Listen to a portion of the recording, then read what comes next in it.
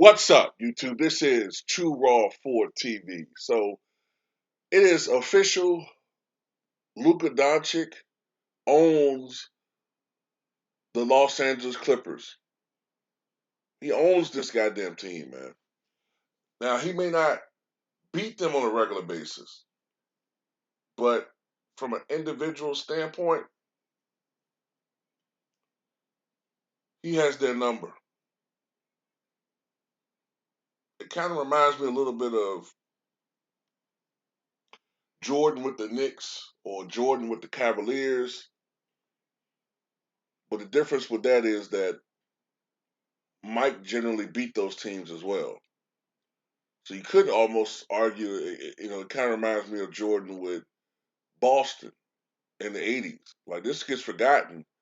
Yeah, Jordan used to get swept by them all the time. Obviously, they were at the peak of their powers. Jordan was just, a young player on a struggling Bulls team. Of course, they're going to beat them, but they couldn't stop Michael Jordan individually. I remember Mike dropping, of course, 63 against them in the playoff game. I think the next year he dropped 50 against them in a playoff game. So it's like they, they they couldn't stop him. He still averaged 43.7 in that series in '86, and I think the next year he averaged 35 or 37 or something like that. But yeah, Luka just owns his team, and of course this comes hours after the Porzingis trade. Kristaps Porzingis. Uh, Many of us have heard the reports that Porzingis and Doncic didn't get along. Uh, Porzingis is no longer with them. He's with the Wizards.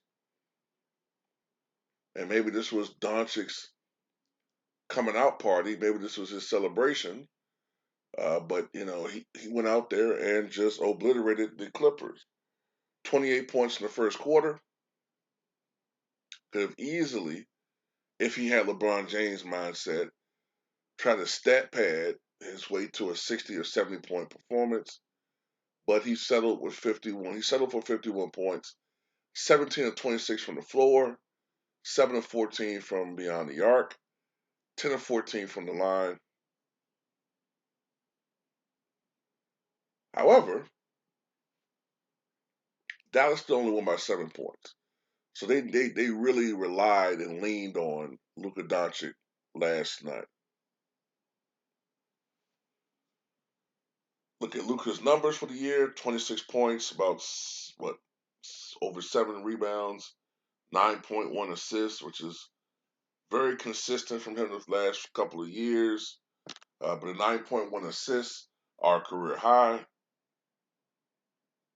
You know, sometimes I get on not so much Luka, but I get on sometimes the media not putting enough pressure on him and Dallas to win as they did with Giannis. But you got to give the Mavericks credit.